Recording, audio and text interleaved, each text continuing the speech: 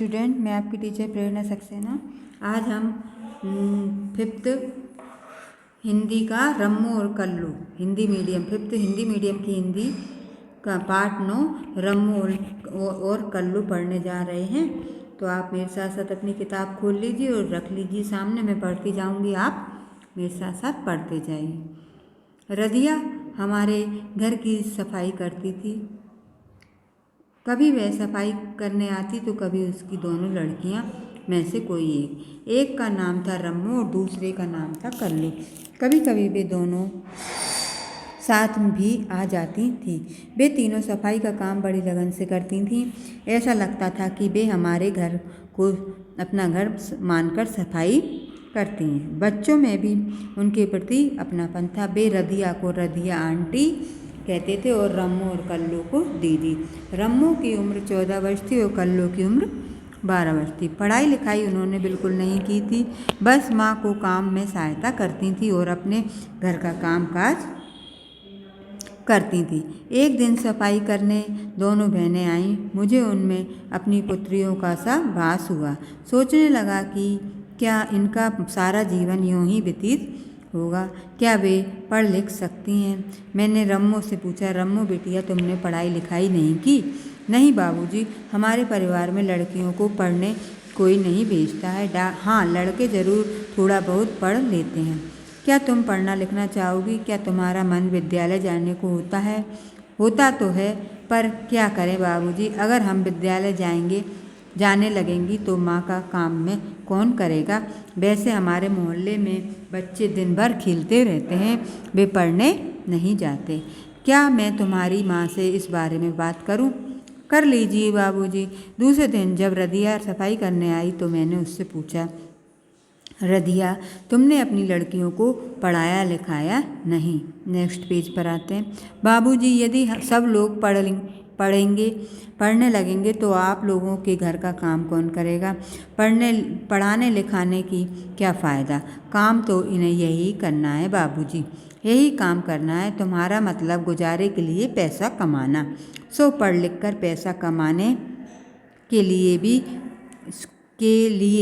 ये कुछ और भी काम कर सकती हैं। फिर यह काम करने की क्या ज़रूरत है?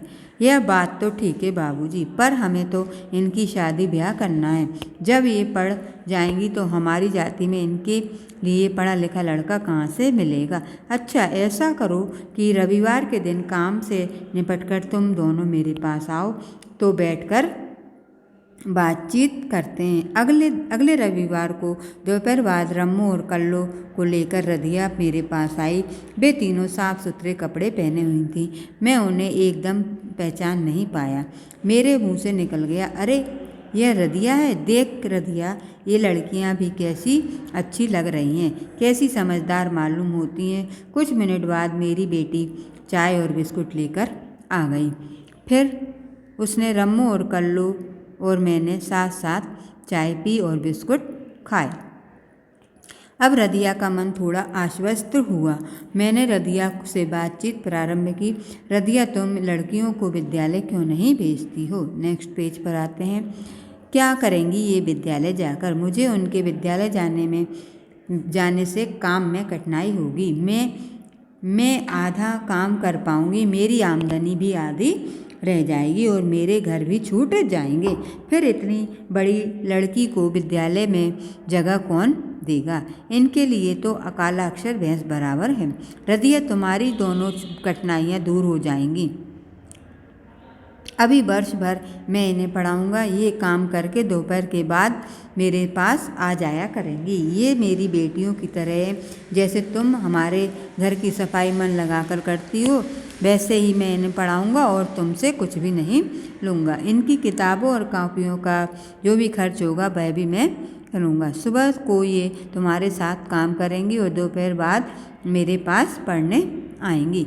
रदिया में आत्मविश्वास आया। रम्मू और कल्लू में अच्छी तरह जीवन यापन की इच्छा ने जन्म लिया। रदिया ने अपने पति से अनुमति लेकर रम्मू और कल्लू को पढ़ने के लिए मेरे पास भेजना आरंभ कर दिया। सुबह को वे माँ के साथ काम में सहायता करती और दोपहर को मेरे पास पढ़ने आती। मैंने उन्हें समझाया, तुम उन बच्चों से अच्छे हो जो केवल पढ़ते हैं और माता पिता के काम में सहायता नहीं करते। जिस लगन से तुम घरों की सफाई करती हो वैसे ही लगन से अपनी पढ़ाई करो।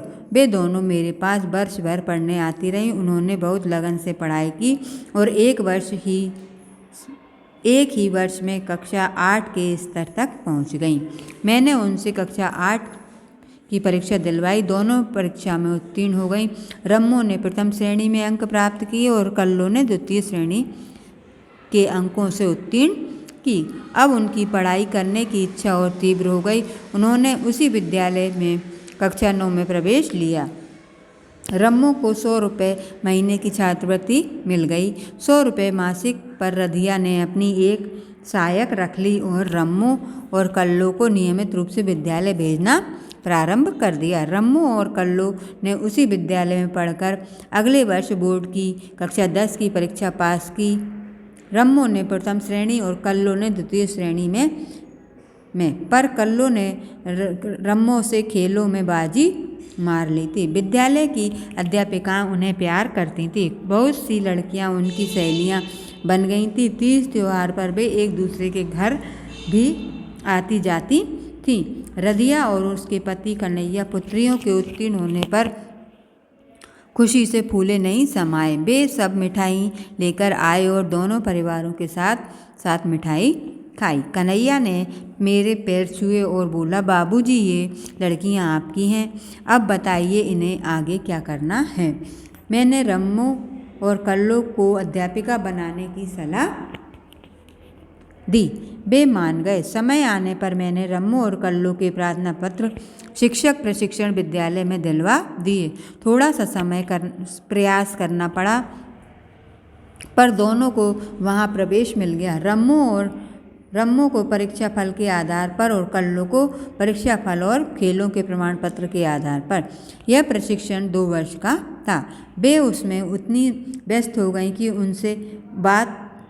उनसे मेरी भेंट नहीं हुई। यदा कदा रधिया से उनके बारे में पूछ लेता था। रधिया कहीं यही कहती थी, बाबूजी आपने उनका जीवन ही बदल दिया, अब इनकी शादी आप ही करना। मैं उसे तसल्ली देता रहा और नेक्स्ट पेज पर कहता, रधिया तुमने उनका जीवन बदला है, मैंने नहीं। रम्मो और कल्लो ने प्रशिक्षण समाप्त कर लिया। उन्हें नौकरी भी जल्द मिल गई और वे दीदी बन गईं। एक दिन शाम को जब मैंने अपनी डाक देखी तो उसमें रमावती और कलावती के विवाह का निमंत्रण पत्र प्राप्त हुआ। यह निमंत्रण राधिका रानी और कन्हैया लाल की ओर से था। मुझे यह समझते देर नहीं लगी कि रमावती और कलावती हमारी रम्मो और कल्लो हैं और रधिया रानी हमारी रधिया। मैंने सपरिवार रम्मो और कल्लो के विवाह में भाग लिया और जी भर के उन्हें आशीर्वाद दिया। तो बच्चों जी पाठ तो कंप्लीट हो गया है आज अपना, है ना। तो अब इसके जो लेखक हैं उसको और पढ़ लेते हैं ना। इसके जो लेखक थे रधिया, रम्मो और कल्लो पाठ के, उनके लेखक थे डॉक्टर कृष्ण गोपाल रस्तोगी। तो इनका जो जन्म था 1 जुलाई 1928 बदायूं उत्तर प्रदेश में हुआ था। आपने भाषा विज्ञान, मनोभाषा विज्ञान, हिंदी व्याकरण आदि विषयों पर शोधपरक कार्य किया। आपके अनेक कहानी संग्रह तथा अनेक शोधपत्र तथा लेख प्रकाशित हो चुके हैं। इन्हीं व्याकरण पर अनेक पुस्तकों का प्रकरण आपने किया है। आपका हिंदी के अलावा अंग्रेजी व तमिल भाषा पर भी समान अधिकार है। ठीक है, तो अपन ने इसका लेखक परिचय भी पढ़ लिया। तो इसको एक बार और आप लोग पढ़िएगा। नेक्स्ट वीडियो में जब हम मिलेंगे तो मैं इसका अभ्यासकार करवाऊंगी आपको। तब तक आप एक बार और पार्ट रीडिंग करिए, अच्छे से समझिए उसको। अगली वीडियो में फिर मिलते हैं, तब तक के लिए बाय बाय।